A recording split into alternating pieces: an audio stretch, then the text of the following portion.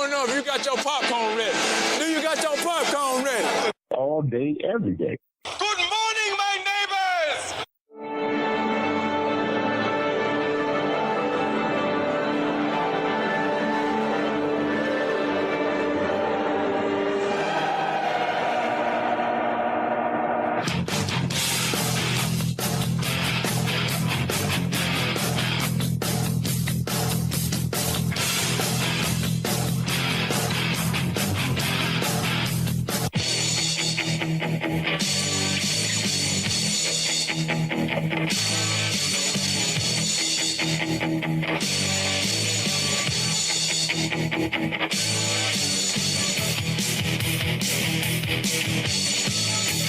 That's why these two guys here, these are the men I want as my friends. They're the new blood. All right, everyone, it's that time of the week. It's time for the Detroit Sports Podcast. Episode 55 of the Doc and Jock Show is on the air. Joining me, as always, is the Jock, Adam Strozinski. I am the Doc, John Macaroon, and we got a jam-packed, slammed podcast ready to deliver for everyone out there. We want to thank everyone that's been downloading this podcast, that's been sharing it with their friends, and we want to thank everyone that has been contributing via the PayPal. We greatly appreciate it, and it helps us stay on the air. Are you okay to do the podcast, though? Are you feeling good? Are you feeling ready and up to do this? Yeah, I'm just tired, that's all. Feeling a little tired from what? Just work. I had a meeting today with the Detroit Sports Broadcasters Association, so hopefully that goes well. But other than that, I mean, everything else has been pretty good, so I can't complain. How have you been? I can't complain. I've been all good, man. Things have been going good for the podcast. People are signing up for potential sponsorships. People are contributing to the podcast. People are liking the interviews. So it's been all good. I have no complaints. Good deal. Let's jump into this then. Here we go. The Tigers are right now in the midst of a great series versus the Yankees, trying to get on board, trying to right the ship after tying the series versus Minnesota. But we got we got some news that wasn't too flattering. Anibal Sanchez, during a pitching session, came out and said that his pain was significantly worse, and he's really worried and concerned that he might not be available for the rest of the year. And that's pretty concerning because the Tigers have trotted out there some replacements in terms of Buck Farmer, Robbie Ray, who was the significant piece in the Doug Fister trade, and it's been an epic disaster, cuz. And since he's gone down on the disabled list on August 9th with that strained pectoral muscle, that fourth and fifth spot has been pretty disappointing. You know, Justin Verlander came back and gave us a great start, but we are going to need to definitely shore up that fifth starter spot. So I'm just interested in what you think about the news with Anibal Sanchez. I think this is big time concerning. I mean, you got to realize for most of the season, he's been your third best pitcher in this rotation. And the strength of this team, and the thing that I think all Tiger fans have relied heavily upon going forward this season, is that pitching staff, that starting rotation. We know what the bullpen is, and for the most part, it is a dumpster fire. It is a trash can with 55-gallon barrels of gasoline surrounding it, and there's a fuse that is lit, slowly creeping to it, waiting to explode pretty much every game. That's what our bullpen brings to the table. This batting order sometimes is hot, sometimes it's cold, it's very streaky. But through all of it, I think all of us have counted on and remained steadfast that the one thing that will pull us through and that will keep this thing just kind of the ship righted was this starting rotation. And you've got these guys just basically falling apart left and right. Verlander went down for some significant time. He's come back. He looks a little bit better, but I'm still not ready to crown him the old JV. I still think he is the JV that we've seen for probably the last year and a half, which is very up and down and quite scary, actually. Anibal Sanchez, for the first half of this season, was extremely dominant. Ever since the All-Star break, his 6th and 7th innings have been kind of shaky, but the first 5 innings that he gives you has usually been pretty strong. And he's one of those guys that you can rely on. Max Scherzer has been doing well. You brought David Price in. I think he's now your starter. He's your number one. Then I think it goes Max Scherzer. Then I think it would be a toss-up between Anibal and Ricky P. Ricky P just tied Sanchez the other night with that win for 15 wins for the most in the AL. But I think Anibal Sanchez gets the nod because his stuff's a little bit better than Rick Porcello's. He throws strikes. Rick Porcello's more of a ground ball out kind of guy. and you like a flamethrower over a ground ball out kind of guy. So I think losing what has been your third most dominant, and the one guy you can count on in that rotation consistently, you're losing him. And it comes out and he says that he doesn't even believe that the Tigers organization can address the injury. And it looks like he's not going to pitch anymore until maybe the postseason. So then he comes in back into the postseason. How much rust does he have? How much does he have to work through and work off to get back into starting pitching style and just get the stamina back up and just be able to throw with the velocity that he has to throw with? So I think this is a huge injury, and I think this is a major concern going forward. And then what has been brought up constantly is the Doug Fister trade, because how stupid does that look right now? At this point in time, it looks horrific because Robbie Ray now is in the minors and he is struggling mightily. And so basically, you gave up Doug Fister for nothing. What the hell is that about? You gave up a surefire number 3 starter who was pitching unbelievably well in Washington, and who we all pinned our hopes on, Robbie Ray being someone that could come in and give us some spot starts. That's his role. I mean, he could have came in, solidified that number 5 starter, and we could be going about our business. But right now, did you watch those games versus Minnesota when we gave up basically 30 runs in 2 games? It was horrible. Yeah, I've never seen anything like that. It was so bad. I was at the Eminem concert Friday night, and I was out of my mind hammered. But the next morning I woke up and I sat there and I went to the DVR and I watched that game. Actually, I watched the first couple innings of that game because I had to turn it off at some point. And it was just unbelievable. Unbelievable. How do you give up 20 runs? That's like a football score. What was it? It was like 20-6? That's like a football score. You don't expect to see that, especially now with these Tigers. Now with this pitching rotation, you don't expect to see stuff like that happen. And I'm tired of watching guys from our infield go up there and throw the bean around, pretending and moonlighting as a pitcher. What the hell's going on out here? Can we not build up a decent enough bullpen? What is wrong with our bullpen? Why is it our weakness? That seriously, our bullpen is our kryptonite. I don't understand what Dave Dombrowski did. He basically took one of the best starting rotations. Seriously, we had 6 or 7 guys. You want to incorporate Price into all this? We had 7 guys, counting Drew Smyly and counting Doug Fister. That was basically what our starting rotation consisted of, basically going into this year and to this point right now. You basically gave away Doug Fister for a bag of dirty socks. You traded Drew Smyly for David Price. That's a score, right? But you also gave up your number 5 hitter, who at times helped carry this lineup and help bridge this gap between the top of the order and the bottom of the order. So you're exchanging parts, and it just doesn't look like the return is necessarily there. I do like the fact that we get David Price for another year, but we've had to give up so much. And Dave Dombrowski basically took what was the ultimate strength of this team, and he's like whittled it down to where now you have guys just going on IR or going on the DL for long stretches of time because they just can't stay healthy. And when you have a dominant rotation, you want to keep it dominant. You want to stockpile as many good pitchers as you can because you can always ship some of those guys to your bullpen. How great would it have been to be able to take a guy, which we'll say we trade Smyly away, we pick up David Price, all right? So now you've got David Price, you got Verlander, you've got Sanchez, you've got Doug Fister, you've got Rick Porcello. How great would it have been to have been able to put one of those guys in to your bullpen and help solidify some of that? Know that you have an actual stud coming out of your bullpen when you need it, because this bullpen has been crap all year. Instead, you sit there and you give away Doug Fister for a bag of balls.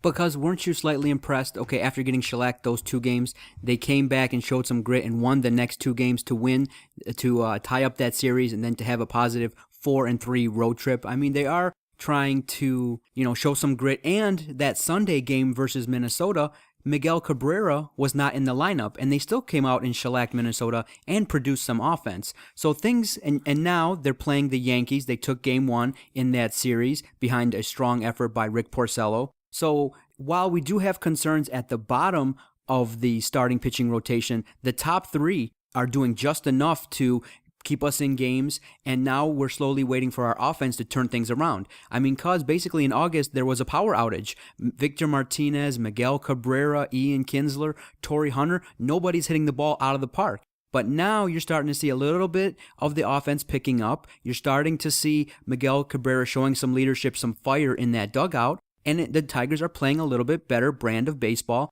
And right now we're only, I think at this point in time, a half a game back in the standings. We are not totally out of it. We still play our strongest competition, Kansas City, 6 times coming forward. And I think that Dave Dombrowski is doing everything possible. I mean, you hear news that he's trying to, he tried to make a claim for Chad Qualls, a reliever from Houston. Obviously that fell through, and Houston decided to pull back their waiver claim. But he's trying everything that he can possibly do. He added Soria. He's added key pieces in the starting rotation in terms of David Price. What more else could he have done other than basically bringing in different pieces for this bullpen? And so basically, I don't think we're going to continue to be buyers going forward. We may pick up 1 or 2 more relievers if possible, but I don't think that we're going to get another bat. And so I think Dave Dombrowski is relying on that age-old adage in terms of the playoffs. Runs are going to be hard to come by. And so if we have the best starting pitching,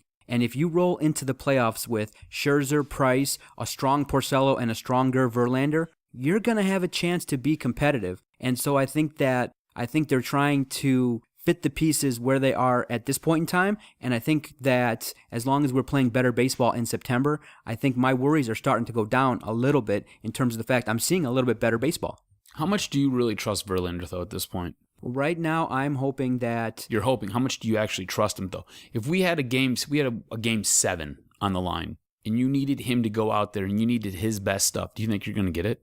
I don't think he's the Game 7 guy this year. Exactly. He's not the guy. That's my point. So now you're trying to build this lineup in this rotation around Justin Verlander when you had a guy like Anibal Sanchez who's been pretty dominant the entire year, and you've had a guy like Justin Verlander who has struggled predominantly most of this year, and who me and you both believe he's not 100% healthy because he just doesn't look like it. I think you can cover that up, though. I think you can cover up the fact if he can just come around with a guy like Rick Porcello. Does Rick Porcello really strike you as a playoff dominant pitcher? I know he's looked good now, but he doesn't necessarily have the stuff that gives me loads of confidence in him. I know he's done an admirable job, and this is the best he's ever looked, but the guy doesn't really have a strikeout pitch. He is a ground ball inducing pitcher, which means guys are going to make contact and that ball can go all over the place. I mean, you've seen it in the 5-2 win the other night when he was up there, and you had guys sitting there hitting home runs who basically have noodles for arms.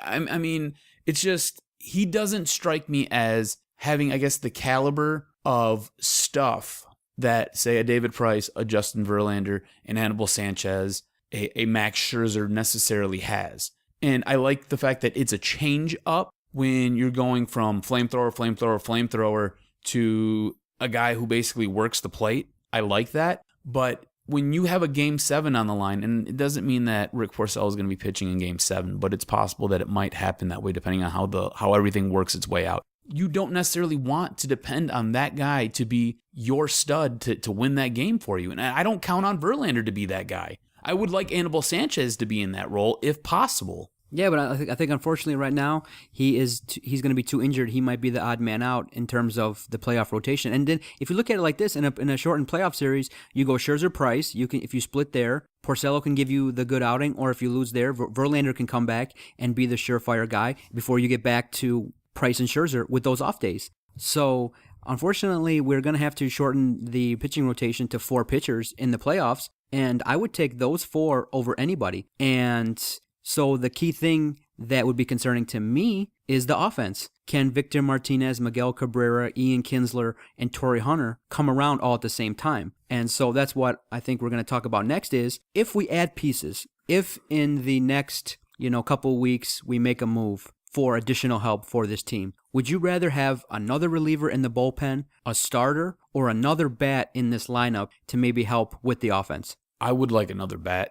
I think that bullpen, if those guys can get healthy enough, I think you've sat there and you've chalked that bullpen full of guys. I mean, Dave Dombrowski's went out and he's added Jim Johnson, Soria. I mean, he brought Joe Nathan in. You've got Jabba Chamberlain. You've got Phil Koch, who's supposed to be your lefty specialist. When the playoffs do start, hopefully these guys are healthy enough to where you can move one of these starting 5 into that bullpen to really add a little bit more depth there. So I think if they can make it to the playoffs, and this is a big if, they still have to make it to the playoffs. They're a game and a half behind Kansas City and probably what is the weakest division, which is why all this anger and why all this vitriol comes up and comes out at these times, because they're one of the weakest divisions in baseball and they're struggling. They're losing to a team like Kansas City by a game and a half, which is a lot of ground to make up. You're right, we have 6 games to sit there and do this, but that's still a lot of ground to make up. And I don't think either one of us expected to be in this hole at this time right now in the season. We've got 31 games left, and we've got a little bit of ground to make up. So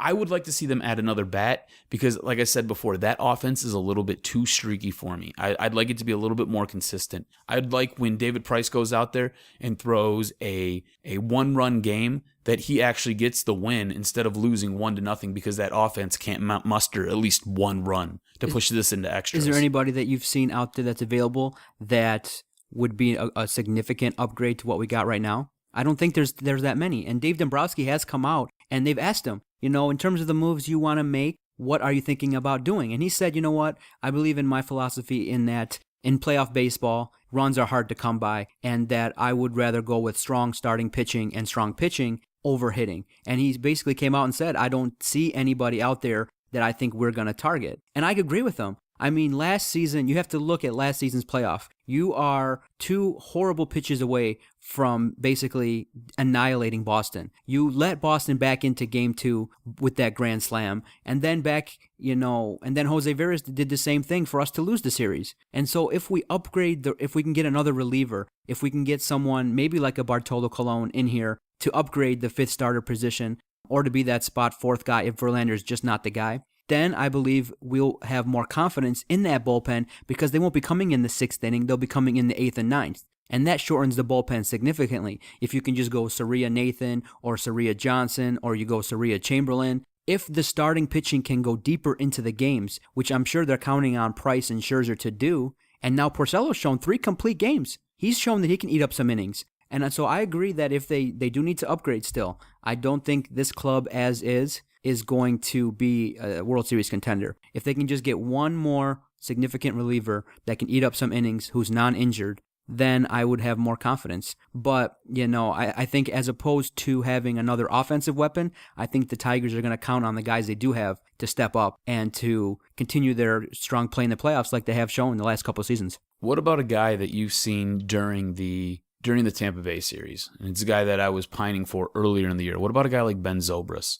You sit there and you made a move earlier this season during the trade deadline, and you picked up David Price, and you basically gave up nothing. Why don't you try to go back to that well and see if you can swindle something and get a guy like Zobrist? The guy's right around a 275, 280 hitter. He has a little bit of power. The guy can play multiple positions. He can pretty much do a whole lot to really help this team out and fill in nicely with this rotation and with this lineup. Unfortunately, with all the moves that we have made, we've given up some prospects, and word around the league is that I don't think that there's going to be many suitors for the Tigers because what else can they give up? I mean, people are aware now that the Tigers prospects that they've given up in trades haven't really panned out. Give up draft picks. That could be an option, but I think that a lot of these GMs going forward, if the Tigers make a move knowing the desperation of the club, may ask for a starter. They may ask for a Porcello. They may ask for an Ezequiel Carrera. They may ask for one of our starting prospects, or they may ask for JD Martinez. They may ask for a guy that's already producing for us. And so that's where the difficulty is going to be in terms of upgrading the talent, is that what do we have left to offer with the moves that we have already made? Is Andy Dirks ever coming back? Do we know about that? I mean, setback after setback. He's had significant issues now with his hamstring. When you have issues with your back, unfortunately, the other muscles become affected, and he's had stints, and he's been injured, I think, his hamstring, and I think his season this year is done. That sucks because they were really counting on him to perform, at least be a platoon player and give you some solid at-bats. And I think going into the season, he was counted on very heavily, much like Iglesias was. And now you don't have those guys, which really puts a hamper on parts of this offense and the things that you look to do with this offense. Yeah, but this series so far with the Yankees has been a pleasant surprise. I mean, Rick Porcello came out and dominated against Brandon McCarthy, and McCarthy was coming in on a hot streak, and he dominated us in his start versus Detroit when we were playing in Yankee Stadium. And so I'm looking forward to hopefully taking 2 of 3 from the Yankees and ending this whole Derek Jeter love fest. That whole thing to me, I mean, I appreciate the applause, but I think it's getting on a little bit too much where every time he's at bat, he's getting a standing ovation. I think it should have just happened once, be done with it, now get back to competition. But the fans in Detroit are loyal. They'll keep giving him a round of applause. He is a Detroit native, but I would expect, and personally my opinion would be, you give him a round of applause, his first at bat, each game, and go on from there. Yeah, I just say tip your cap once and just keep it moving. There's no reason to sit there and basically have a love fest for this guy. He's on the opposite team. He's trying to win games, and he's trying to keep you out of the playoffs. Because every year that you match up against them, the Tigers seem to put the Yankees out of the playoffs. Well, we're going to continue this Tiger chat with our Tiger insider from the Detroit Sports Nation, Jeff Deacon. He's going to be on the line next, talking about some of the issues that you and I have talked about. And stay tuned. Jeff Deacon from the Detroit Sports Nation will be on this podcast. I'm Megan McCormick out here in Fox Sports LA, and when I'm not sitting out in the sun, I'm listening to the Detroit Sports Podcast. You got to check out their stuff. I mean, I'm really impressed by it. You guys have probably one of the better ones I've seen in the country. Wow. In a short period of time, you've done good work. Look at me kissing your hand. I know. All right, fantasy football lovers. Have you ever debated with your friends or coworkers about who has the best fantasy league? As a fantasy team owner, or maybe even as a commissioner of your own league, have you ever thought, I have one of the best fantasy leagues in the nation? What if you could prove it? Well, there is a website out there, statchat.com.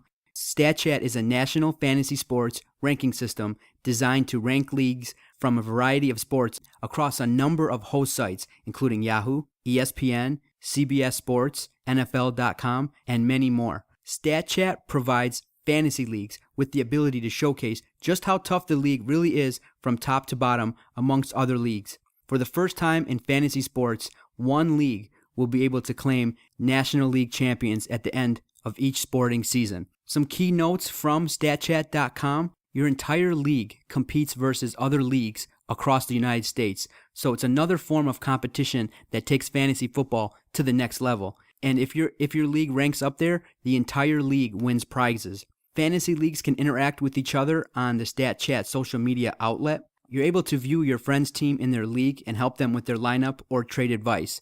If you're a fantasy commissioner and you're interested, go to www.statchat.com, StatChat.com. Get ranked today. Visit statchat.com.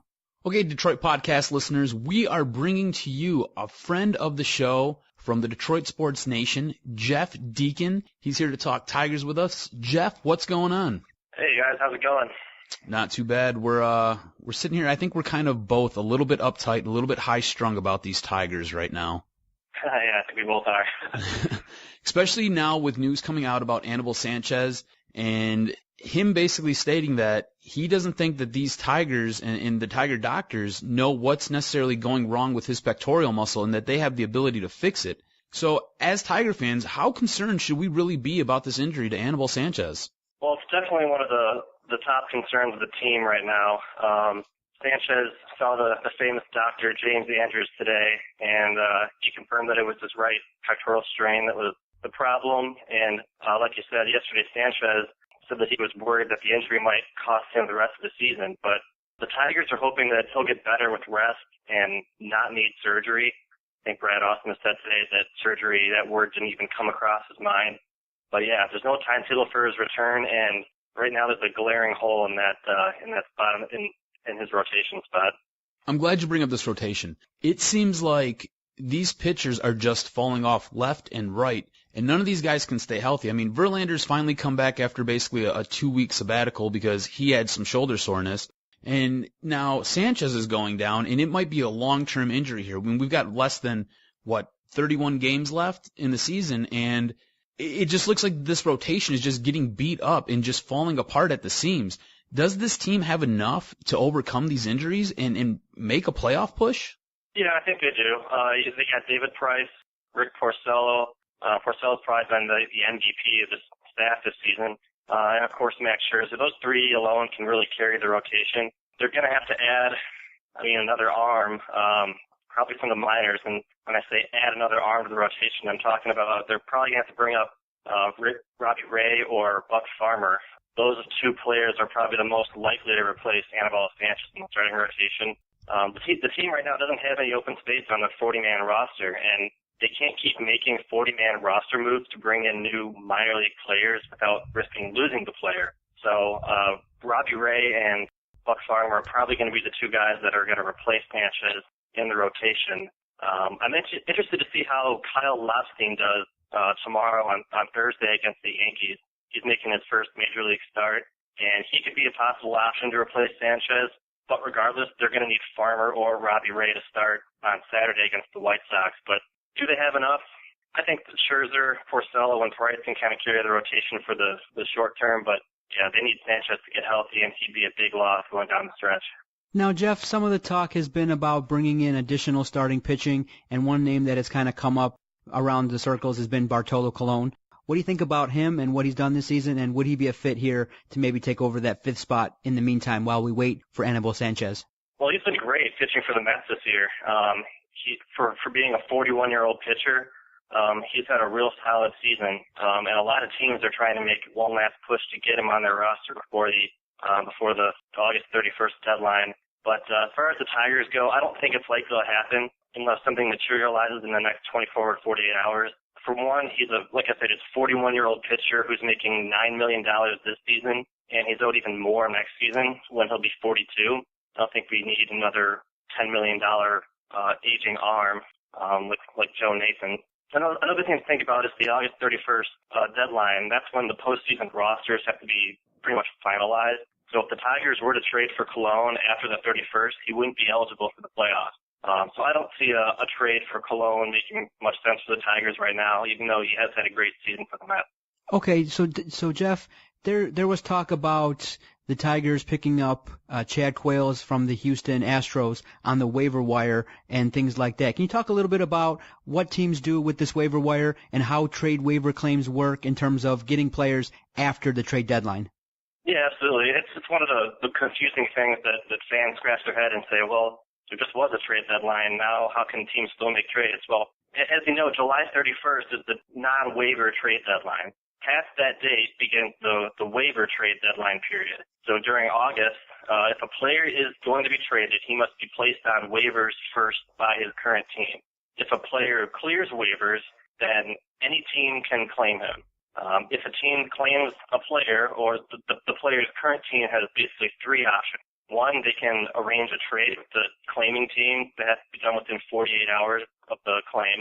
The second option would be to rescind the player from waivers and keep him on their major league roster. Or three, they could do nothing at all and allow the claiming team to resume the player's contract. And that's probably the least likely to happen because the claiming team would resume or would take part in all the money they would owe the player his full contract. So in the case of Chad Qualls, he was placed on waivers by the Astros. The Tigers placed a claim on him, but since no deal was done by 1:30 on Wednesday, this pretty much means that Qualls will remain in Houston for the rest of the season, and it also means he's not eligible to be traded for the rest of the year.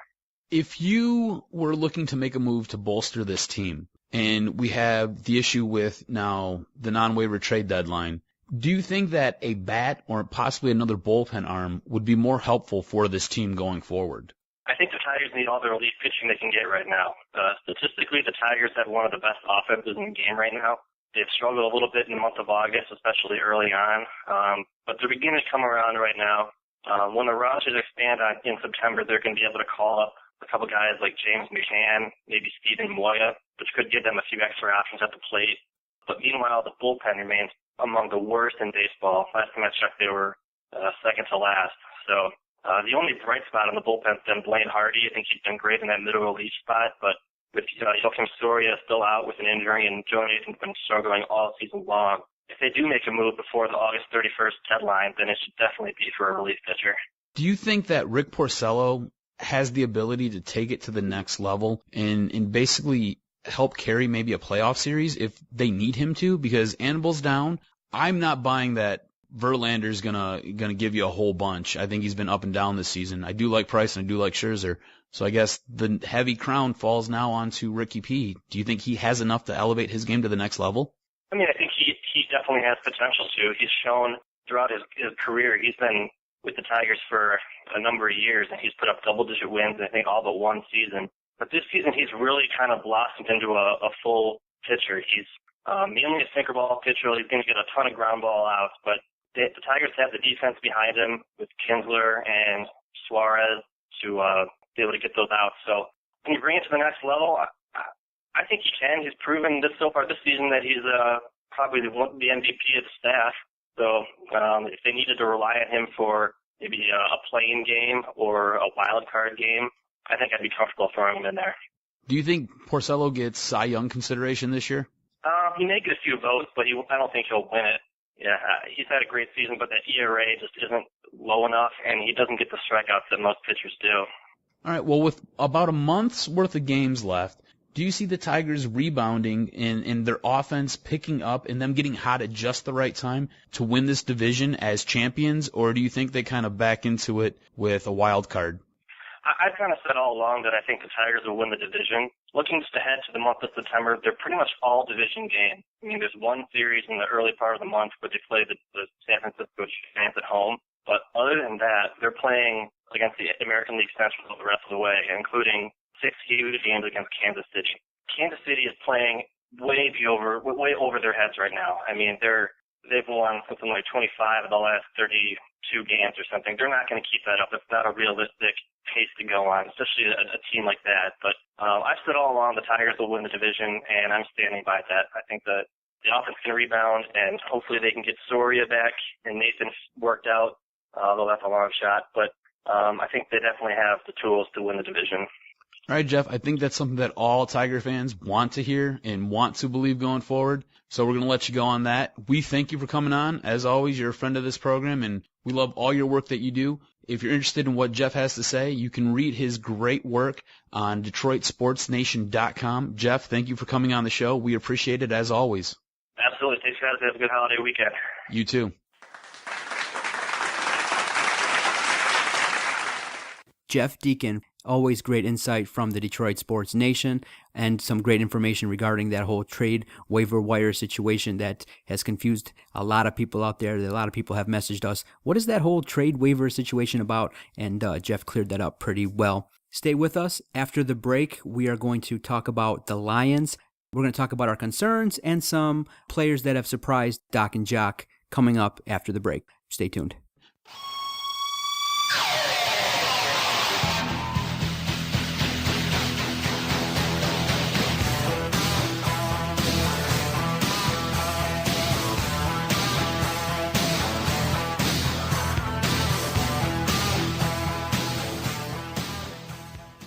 All right, everyone, thank you for sticking with us. Thank you for downloading this podcast on iTunes. Now, I just want to clear up some confusion. This podcast is free. You can go to it at iTunes and download it and subscribe and get this podcast free every week. Our subscription on the newly designed website, DetroitSportsPodcast.com, is for those who just want to help us out, help us stay afloat, and to help contribute to the podcast. Because unfortunately, we would do this podcast if it was free, but unfortunately we have to pay bills for the internet, for our website, for the bandwidth, for the downloads that we receive. And so if you just contribute to the website via the PayPal, that helps keep us afloat and helps keep this podcast going. So thank you for subscribing. Or another way to contribute to us is to click through those banner links. And if you go to Amazon and make any kind of purchase regarding anything that you buy from Amazon, they kick us back a little something if you click on the Amazon banner from our website,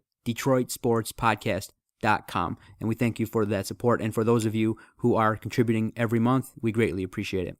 All right, cuz the Lions have, they played Jacksonville on Friday, and a lot of interesting talking points came out from that game. What a snooze fest that was. Are you kidding me? I mean, the reason why it stinks is because it's a dress rehearsal. And I tweeted out, you see teams like Seattle, you see teams like New England, all business. They came out and they dominated. What did our Lions do? They kind of showed what they typically show. Sloppy play. Our best players weren't our best players. And what ended up being a 13-12 home game versus the 65,000 rabid fans. and our key guy, Matthew Stafford, didn't look good. There was too many penalties, and it just was a concerning game because it was the fact that's a dress rehearsal. The most exciting part was just Reggie Bush breaking the long one for 86 yards. That was the most exciting part of that. That was a great... It was a disaster otherwise. It was a great run, and one of the good plays among many disastrous plays. But some key talking points have come out from that game in terms of some concerns, some players that have stepped up in the preseason that we want to talk about, that we want to highlight. And the first player that has kind of stepped up, that's kind of already taken a leadership role on this Lions team in terms of his play and his talk, Golden Tate. Peter King goes around, he's got a great job, just goes around writing about each football team, and he's got a great website, the Monday Morning Quarterback. And he came in and he looked and he observed practice, he observed some of the routines of Jim Caldwell, and he came out and he said about Golden Tate, he said he's football's most well-rounded receiver under 6 feet tall. He can block, elude defenders, and catch pretty much anything. He has the potential to take this offense to another level. And he's shown so far in the preseason why they picked him up. So far, Golden Tate has been a pleasant surprise, and he's living up to the expectations so far that I have for him in terms of being that complimentary receiver that can take the pressure off of Calvin Johnson. So kudos to Golden Tate. And at Wednesday's Lions Luncheon, he came out and was very passionate, was very well-spoken in terms of his love of football, spoke about the fact that the Lions can be one of those teams, if they don't make mistakes, that can play really good football. And we need guys like that. We need guys to step up, not only in the media, but on the field. And so Golden Tate gets a big thumbs up from me so far in the first 3 preseason games. Yeah, I really liked what he's brought to the table. You've seen it in the game against the Raiders where he just looks like he can do it all. He runs really good, crisp routes. You throw the ball to him, he's going to catch it. He's going to find a way to get to the end zone. He does a really good job of getting what they call YAC, yards after the catch. He just doesn't go down. This is something that I've seen with guys like Eric Ebron and Brandon Pettigrew. They catch the ball and then they just kind of fall forward to pick up like an extra yard or two. Golden Tate will catch the ball, he'll turn and he looks to get upfield. And he tries to get upfield and he secures the ball so you don't have to worry about him losing it or fumbling it, which is something that has plagued guys like Reggie Bush last season. So I like what Golden Tate has brought to the table. Something that's really impressed me thus far this preseason is this coaching staff. And I know neither one of us was really high on guys like Jim Caldwell, the hirings that Jim Caldwell did to bring in. Neither one of us really liked this. But thus far this preseason, I'm going to give this guy a thumbs up. And I know I see you over there squinching your eyebrows and just kind of scratching your head a little bit. Personal foul, 69, offense. He was giving them the business. After the play was over, personal foul with an unnecessary late hit, number 75 of the offense. The penalty will be 15 yards. The down counts. False start. Everyone but the center. Offense. 5-yard penalty. Put down. But he's done a lot of good things that I don't think we would have seen with Jim Schwartz. He demoted Nick Fairley to the second team. He was very vocal and got in Nick Fairley's face about this. He is very matter-of-fact during his press conferences. He doesn't sit there and he's not Jim Schwartz was kind of douchey. We'll just leave it at that. He was kind of douchey during his press conferences. Jim Caldwell does a really good job of, I think, being a good teacher for these players and helping motivate them and keeping this team together.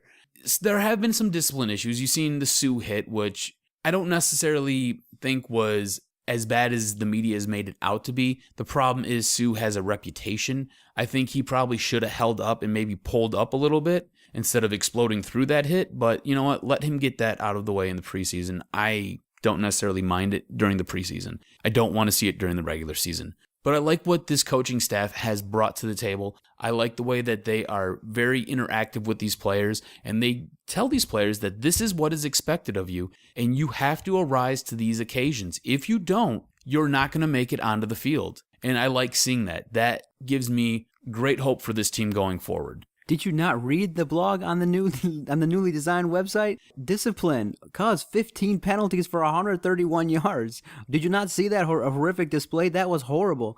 That was similar to what we've seen all last year. 15 penalties, And you call that a strength? No, that was basically what we've seen in all of Lions history. But that's the players. That's not necessarily the coaches. The coaches will sit there and they'll correct that. And if they come out during Game 4 of the preseason, Game 4 is the scrubs. I understand. Those aren't the guys. But if you see some of those guys doing stuff like that, then yes, then we have a cause for concern. But this is something that gets addressed during the week. And I think the coaching staff will address this during the week. I don't think this is something that the coaching staff can necessarily take care of right there on the field. They can grab the guys by the face mask, pull them over onto the sideline and talk to them, but that doesn't necessarily mean it's going to solve the 15 penalties that just took place for however many yards it was. When we're talking about positive points and positive players, the coaching staff, obviously right now is still under that umbrella of wait and see. Let's see how we handle the first 3 games because we come out and we play the Giants, I think, at the Panthers and then Green Bay. So those first 3 games are going to be a quick telltale sign of where we're at right away. And so it's just concerning because, like I said, the 3rd preseason game is considered by everybody as a game that is very similar to what's going to happen in the regular season. And if that's what's going to happen in the regular season, we're going to be very concerned. And Jim Caldwell, for what it's worth, he has a calm demeanor. He's not going to be one of those guys, I don't think, that's going to spout off in the media. He's going to keep things at an even keel. But at the same time, can he get these players? And the question I asked on the blog is, his number one task this season is not going to be X's and O's. His number one task is going to be, can he instill a level of discipline for these guys that have been notoriously known for collapsing in the fourth quarter, taking key penalties when we have a key play. That's what they're known for. And so I'm surprised you said that you're impressed with the coaching staff. Yeah, some points regarding Nick Fairley I'm impressed with, but yeah, no, the coaching staff, in my opinion, I'm taking a wait and see approach. A player... You know what else I really like before you go on? I like what this special teams has brought to this team. Jeremy Ross looks like something. He looks good. Every time he gets the ball and he advances it up the field, you're waiting for a big play to bust open. That guy has done a really nice job picking up yards, and I like what the special teams and the special teams coach specifically has brought to this team, because special teams is very important. It's all about where the ball is on the field. You know, if you sit there and you have to go 80 yards every time, chances are you're not going to score very often, or chances are you're going to turn the ball over a lot because you're trying to force things down the field. If you can sit there and you can start with a much shorter field, say maybe at your own 35, your own 40, maybe at the 50-yard line, you've got a much better chance to score. It goes up exponentially to get points on the board, and I like that. But go ahead. Yeah, no, I was going to say a player that has kind of jumped to the forefront because of an injury. You know, Ziggy Ansah has kind of been, in the background because he hasn't been practicing all that much. He just recently came back to practice.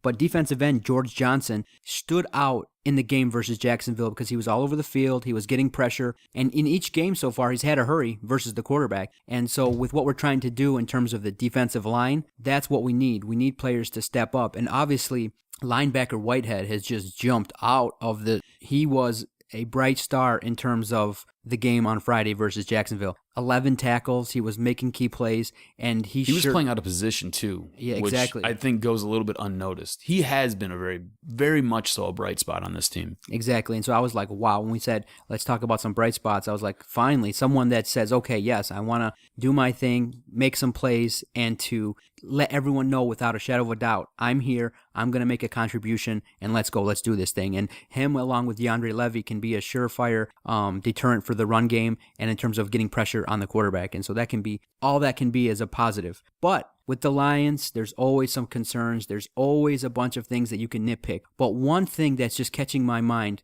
because I'm looking at it so intently, is the lack of impact from the 2014 draft. Basically, your draft players, I mean, I know rookies don't make a great impact in their first season, but basically you had 8 picks. It's basically Ebron and Freeze, and that's it. Because let's have a look. You're reading my mind right now. Let's have a look. T.J. Jones, where is he at this point in time? Who? Injured. What? Who? Notre Dame wide receiver, injured. Linebacker Van Noy, where is he at right now? Possibly injured. Possibly. No, he's injured. He's not playing. He's possibly. Is it official now? I think he's injured. I think the kind of rumblings are that he's got a sports hernia. Yeah. So he'll be done for at least, put him on the PUP list because he'll be done for at least the first 6 weeks. Yeah. From the play that we've seen so far, Swanson and Nevin Lawson, they're not ready to play. No. They're not ready to contribute. Karan Reed, Larry Webster, they're going to be bit players. So basically, you've assembled a team with 53-man roster, okay? And so 8 you have 8 draft picks, and basically only 2 of them are going to slightly contribute, and 1 is going to be your biggest force, and that's Ebron. And it's incumbent upon him to show us why he was drafted 10. But it's just year after year, it's so frustrating that we get such lack of production from our rookies. And this year, with a new coaching staff, this is the draft class you put out there. It's just a head scratcher that so far up to this point, you don't have a significant amount of impact players. Wait, and let's talk about their first pick, their 10th overall pick, Eric Ebron. I mean, same problems that plague the current tight end, Brandon Pettigrew, seem to plague this guy. He has problems with the drops. He doesn't necessarily run great routes. The blocking scheme sometimes gives him trouble. So where is this guy going to go? He's like a rotational tight end. He can't be on the field for 85 to 90% of the snaps like you want him to. And we talked about it before. He scored 3 touchdowns in the ACC. What does that translate to in the NFL? 1? A half a touchdown? You don't get points for half touchdowns. Doesn't work like that. So what the hell is this? Yeah, so if you're looking for this year's draft class, you're going to have to be waiting a while. And it's just disappointing because every significant roster spot needs to be someone that can, that can produce, especially on this team. And then you got a couple other underachievers that have, basically are well known and people are starting to look at. Obviously, Nick Fairley, his whole drama, his situation. So I think he's going to underachieve this year. That's a most frustrating case because he came into camp and he looked so good during OTAs. And then he went and he found a spoon and he just started shoveling as much food in his face as he possibly could. With him, I think, unfortunately, we're going to have to wait and see. 1, when does he get in shape? He needs to be motivated. And 2, is he motivated enough to be here? I mean, listen, when you come out and tell a player, basically, we're not picking up your option, it can go 2 ways. He's either going to step up and say, hey, this is what I'm worth, and this is a mistake with what you did, or 2, he's going to check out. He's playing for a contract. You should see dollar signs and sit there and get your game face on. What are you doing? Yeah, but you know what? It might be one of those situations like I've talked about with friends. He just may not care and may be looking to maybe start over somewhere else, and he might be playing out the string. You never know. But a player that thrived last year, that struggled so far, is lineman LeAdrian Waddle. I mean, right now, what the Lions did was they placed Corey Hilliard as a starter, and if you noticed in that run by Reggie Bush, he was the one that sprung the key block to help Reggie Bush get those yards. And Waddle came in versus the Jacksonville second unit, and he struggled. And right now, his camp has been less than stellar, and it's very concerning because this is his second season, and he's supposed to take that next step. And so far, I'm a little bit concerned in terms of his ability to take that next step with what I've seen so far in this preseason. It's been very concerning. He looked like a piece that you could build for with the future, especially with this line. Remember, he looked like a piece that you could implant, and it was going to be one of those essential building blocks to helping build a strong, tough front line in front of Matt Stafford, in front of this run game. And that's why SI went so far to say the Lions have the 3rd best offensive line in the whole NFL. He was a big part of it. And Waddle just has failed to deliver. But I want to end with a couple other players that kind of were bright spots, in my opinion, in terms of Friday's game, what they've done so far. Wide receivers Corey Fuller and Ryan Broyles are making it look like this offense can click together and provide that extra relief for Calvin Johnson and actually fulfill the potential of this wide receiver core, because everyone keeps talking about it. Who's going to complement Calvin Johnson? And while I give Nate Burleson and the crew last year credit, they did their best they could. Nobody has been able to compliment him the way he needs to be complimented. But right now you got Corey Fuller, Ryan Broyles, Golden Tate. They've done pretty well. And the offense, albeit taking away the Jacksonville game, has looked pretty good. They looked pretty decent in Oakland. They marched right up the field and scored 2 touchdowns. So I think it's one of those things, if they can build consistency as a unit, as an offense, then I think they can be one of the most lethal weapons in all the NFL. Yeah, I like what Ryan Broyles has brought to this team. Going into the preseason, he was a forgotten man. We talked about it, I think, 2 podcasts ago. I totally forgot he was even on this team when we were looking at who could possibly be that 3rd wide receiver to complement Calvin Johnson and Golden Tate. And I think with what he's done this preseason, I think he's that 3rd wide receiver. He has looked sure-handed. He tries to get upfield. He doesn't look like he's bothered by any of those injuries with his ACL. So I think he, going into the season, that first game, that Monday night game against the New York Giants, I think he's your 3rd wide receiver. And hopefully, I like the Lions' chances versus the Giants at home. I think they're going to be hyped up for a nationally televised game in front of... Don't give your picks away yet. Let's save this for next week. Let's save it for next week. Let's save it for next week. Don't give it away. Don't give it away. I will. I won't.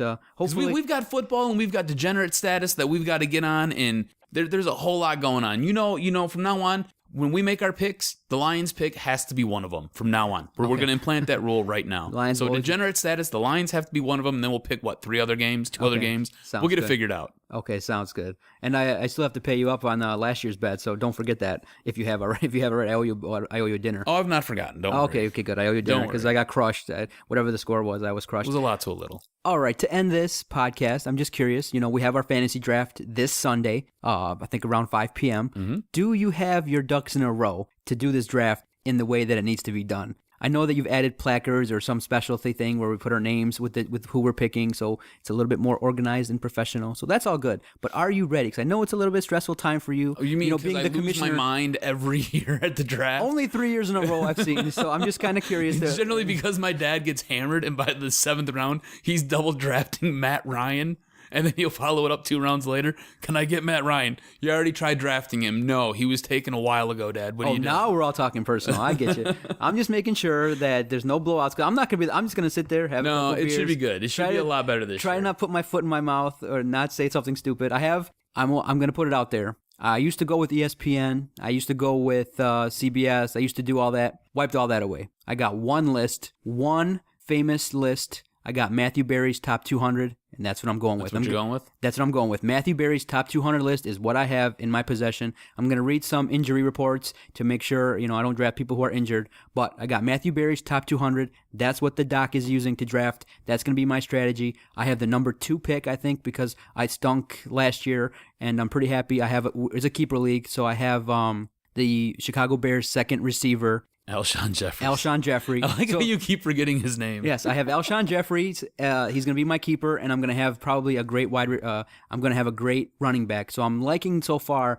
where my team has potential. But I'm thinking I might go outside the box. I might draft Peyton Manning number 2. I might throw that out there because he's likely. I know he's not going to get He put up tons 50 of points touchdowns, last year. But if he just gets 35. You never know. So I might do that. I might throw that out there. I might take a quarterback second and wait to get a lower tier running back and take the advice of some of our experts in terms of not going running back or maybe another wide receiver. So you never know. I haven't even done anything yet. Generally, I use... What? Yeah, I generally... Good job.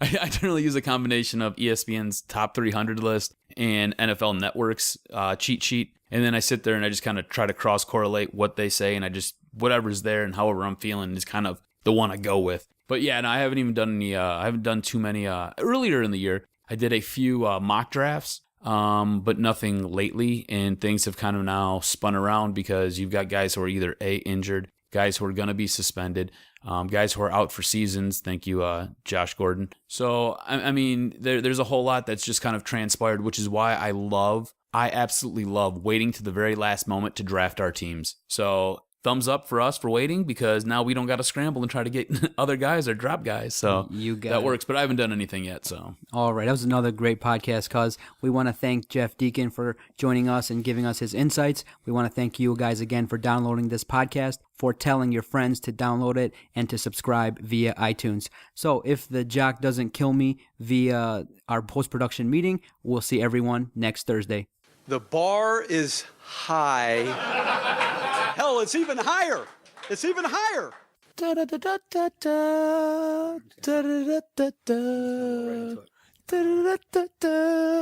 is that how the NCAA tournament song goes? I have no idea. Personal foul, 69, offense.